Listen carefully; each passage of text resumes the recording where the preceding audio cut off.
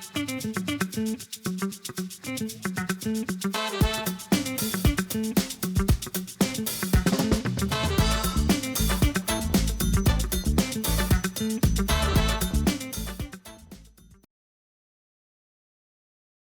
Unity Now, the D Tycoon Show. My co-host, Bill Morton, president of the Rogers Park Chamber of Commerce, is still recovering from his injury.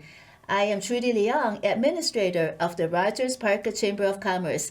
Our very special guest today is Awisi Quartey Bustos. She is running for the U.S. Senate seat that is being vacated by the retiring Dick Durbin. Welcome, Awisi. Thank you for having me. Thank you. So first of all, you are a non-establishment candidate. So what does non-establishment mean? Well, I mean, I'm running as a Democrat, but non-establishment means I'm not part of the, I guess, range of candidates that have already had an opportunity at serving. So currently we have a lieutenant governor and 2 members of Congress. And so non-establishment means that it's fresh blood, new ideas, and a new generation and a new opportunity to bring the voices of everyday people to, the United States Senate and to Congress to serve in a better capacity. So in other words, you might mean that these current members of Congress that want to run for the seat, they're not addressing in their own positions issues that you feel are important. What are those issues? Well, I believe, in this time and in this day and age, first of all, the biggest issue right now is our national security and the way the United States relates with the world. Currently, the situation in Venezuela and what's happened is very disheartening. And I think every American who believes in the rule of law and Constitution and your ability to engage with countries in a bilateral, collaborative way that ensures world peace is paramount. And so how the U.S. moves will definitely lay the groundwork and the foundation for the next 100 years and how we interact with our neighbors all over the world, especially when we do need natural resources and we do need to be able to trade and negotiate and coexist, right? And the current way of operating really hasn't worked historically.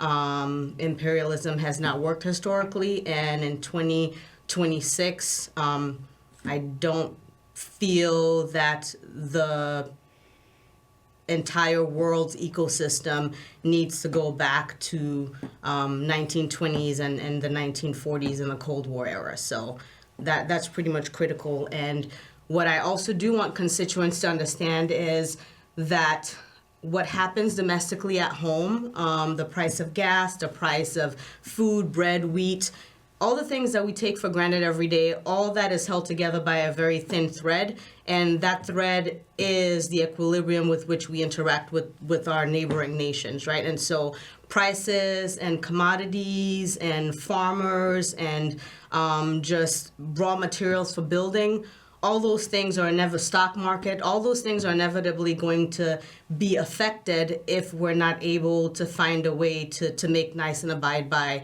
the rules that we set. So. Well, you came from a diplomatic family and from Ghana, and then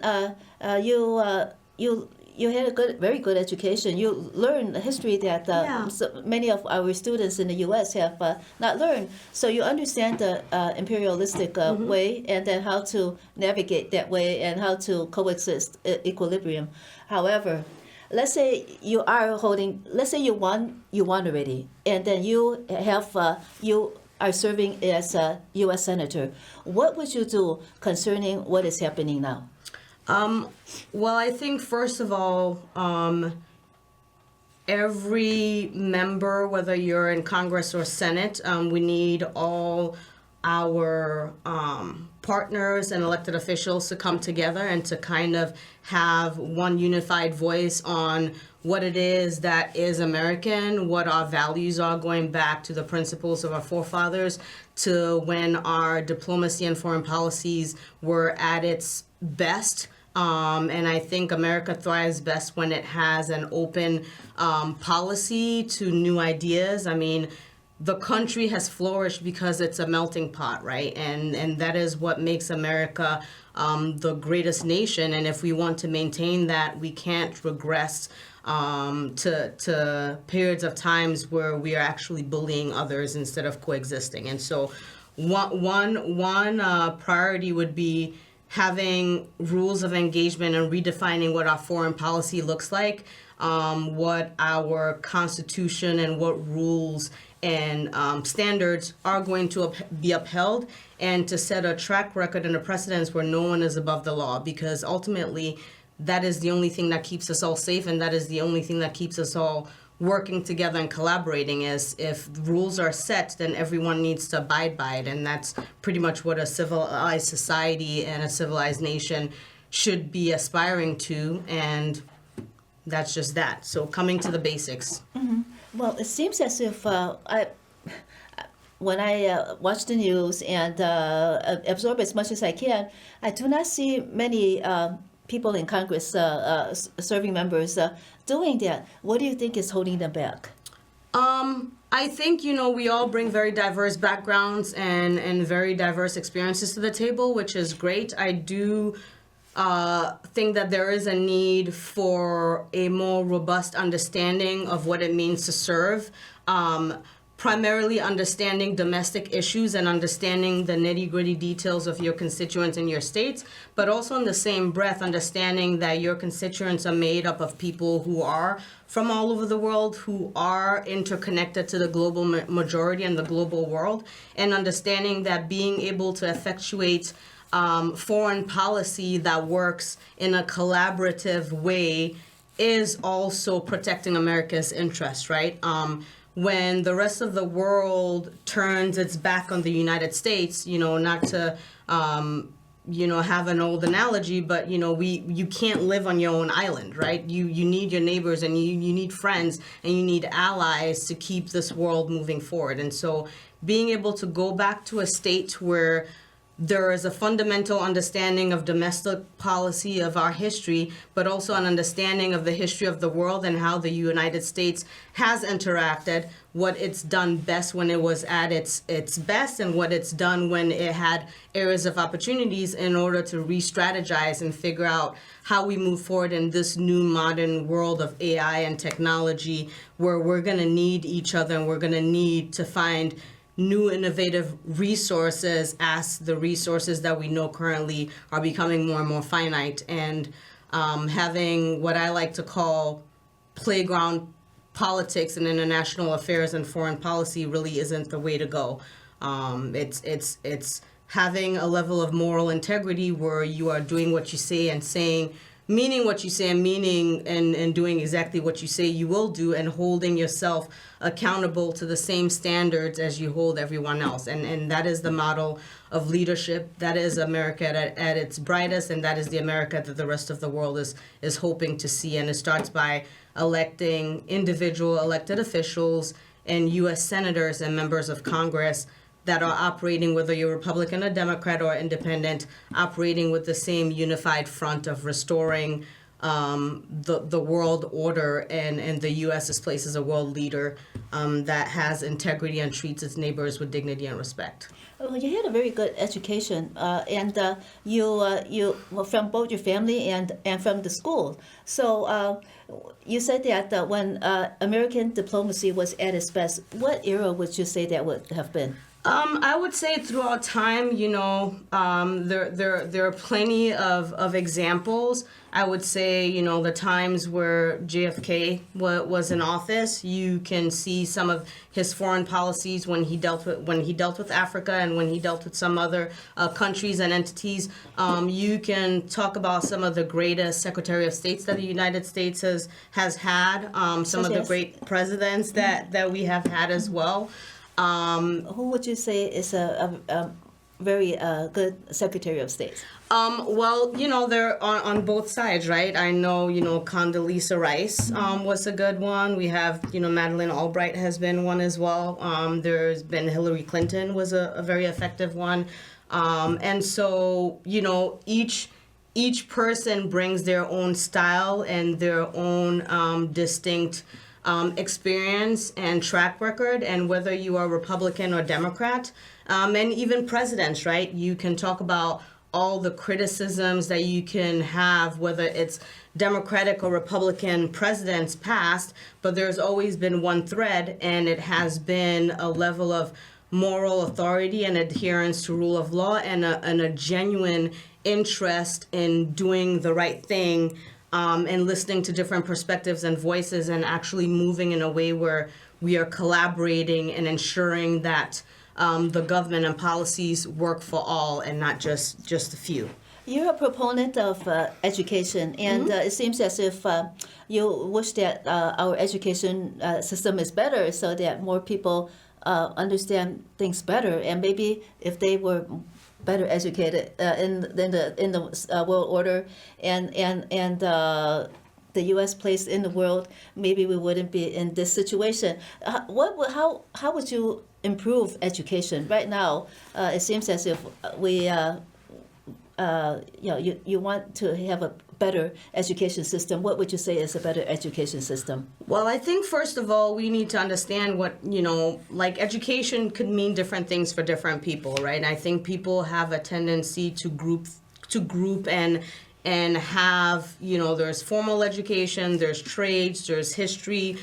So just one, primarily having a very well-rounded understanding, right? I think also in the African culture, there's such a thing as, in order to understand how you move forward in the future, you have to kind of look back, sankofa. And so going back into the past in order to re-strategize and move forward. And I think having a fundamental understanding and never forgetting some of the historical atrocities that have happened, some of the mistakes that we all are well aware of, and the learning opportunities that stem from that, the reason why the United Nations exists and the reasons why it was formed when it was formed, the reasons why certain treaties and pacts were formed, the reason why we learned from the Iraq War and the Panama Canal and the Suez Canal and all these other interactions with Latin America and the rest of the world, and finding a way in 2026 to operate in a way where we aren't going back to a place where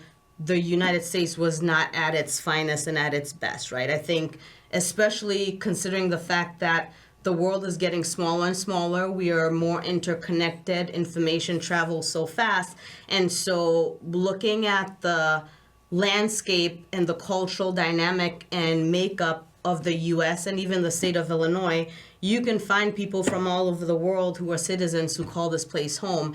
And just understanding that what you do abroad absolutely affects your economy and the mental health of your constituents and the well-being of people who you are tasked with governing to the best of your ability, right?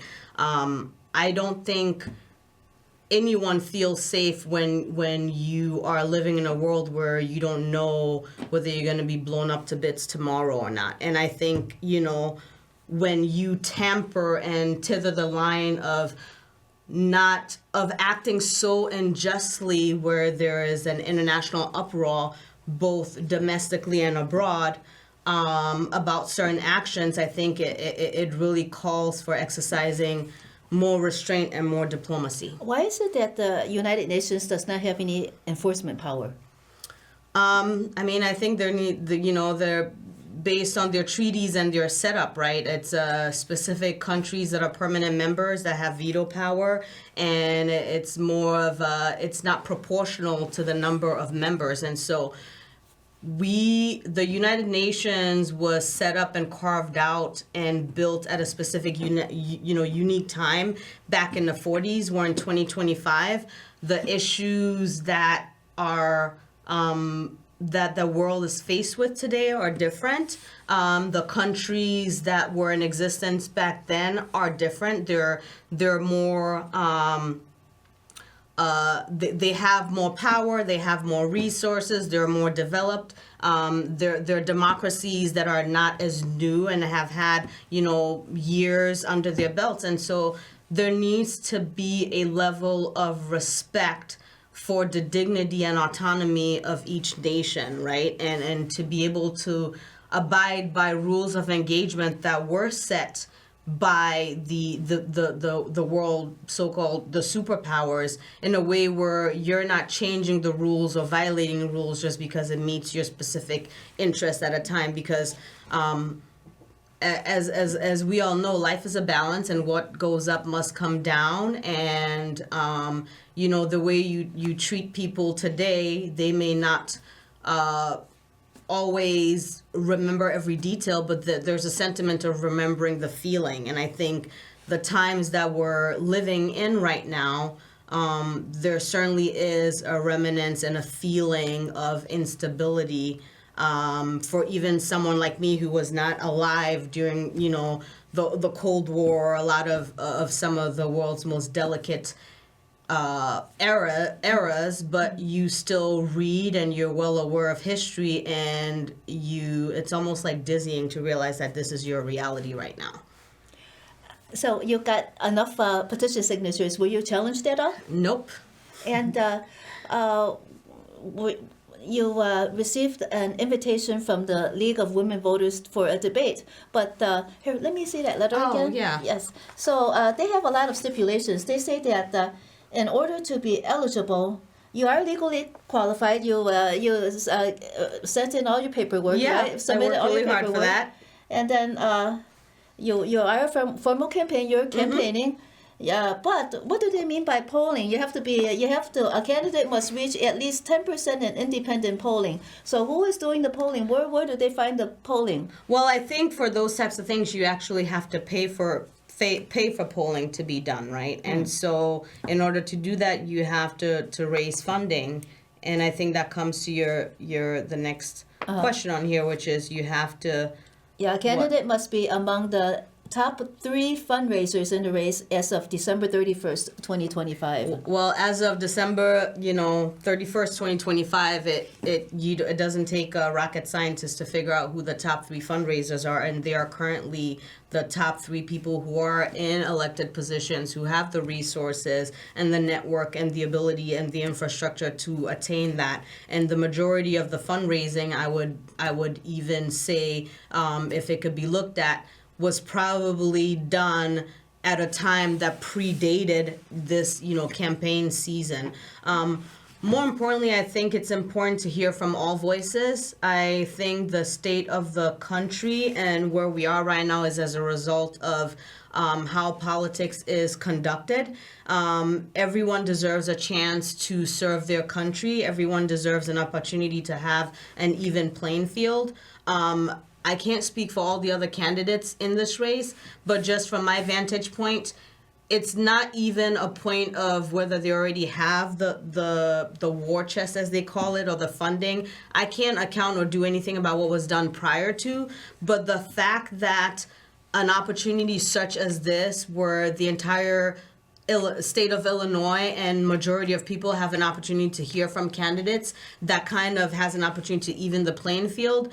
The fact that these types of forums are designed to only have the top 3 establishment candidates who meet all these criteria. It's not even that the question is asking to meet just one. You have to meet all of these criteria, when the reality is, knowing where we are right now in this with the resources and the way things have been set up, it is virtually impossible to have a polling or to have had to be part of the top 3 fundraising if you're not already plugged into the system. And where every debate so far that has an ability for people publicly to hear your voice and your message, aside from the establishment candidates, everyone else has kind of been kept out of debating on a stage on an even playing field. So yeah, because they want to it will be televised both by ABC7 and Univision, but of course the League of Women Voters is in charge of the debate. And usually they're very reputable as to being fair, but over here they're not letting the voices of the rest of those 10 candidates be heard. Yeah, and I think honestly, I will take your word for it, and I will go on an assumption that they are well-meaning. I think this is just a formula that everyone copies and pastes, and so I have every intention of reaching out to them and appealing to their, sense of fairness, and in hopes that I could make the case to allow not just myself but all the other candidates that are running in this race who have sacrificed a lot, because I know what it takes to get to this point, to also have an opportunity to, if at the very least, have their message heard equally and with as much weight as the other candidates, especially considering how disproportionately the other establishment 3 candidates are at an advantage over everyone else, right? But this was done by, the style has been done by, there was an indivisible group. There has also been the AFL-CIO debates. I mean, this is pretty much copy and paste of how the system is set up. So, did you get an invitation from the AFL? No, I did not. Actually, the invitation I got was for Congress. So I don't know if maybe it was, not looking into the fact that I'm running for U.S. Senate. But, it shows that there was not a genuine interest in actually getting to know who the candidates are and just kind of checking a box just to say you've met an obligation. And I think the people of the state of Illinois deserve more than just checking a box. They really deserve to hear from every candidate, to have the candidates debate each other, and to have a choice as to whose style, whose message, who they feel would be the best representative of that state all around, and the best person who's equipped to do the job. And it's not always the person who's been sitting in the job. Sometimes it's the person that you least suspect. And there needs to be a question of the candidates who have been elected, who have been in office. What have they done differently that they will do differently with this opportunity? So you graduated from John Marshall Law School. You are a lawyer. Yes, I graduated from John Marshall Law School. Yes. Yes, and let's be clear. So you got invitations from 2 other organizations, and the stipulations are the same as this one. Yes, not recent. So these are past events. But just reading this, I was really, really excited because I thought this was different. And then when you get back to it, yes, the stipulations are pretty much the same. It looks like it's set up to favor a specific 3. I mean, it's not like it said the top 4, the top 5. Mm-hmm. It said the top 3. So we all know who the top 3 are. Mm-hmm. Yeah, because even if they were top 5, it wouldn't be that disruptive. There would be enough room for more opinions and more different ideas and voices. Yeah, and absolutely. And I think what it takes to get on the ballot, if you have to get 5,000 signatures from constituents, and I know I came in with roughly about 11,000 signatures, and so.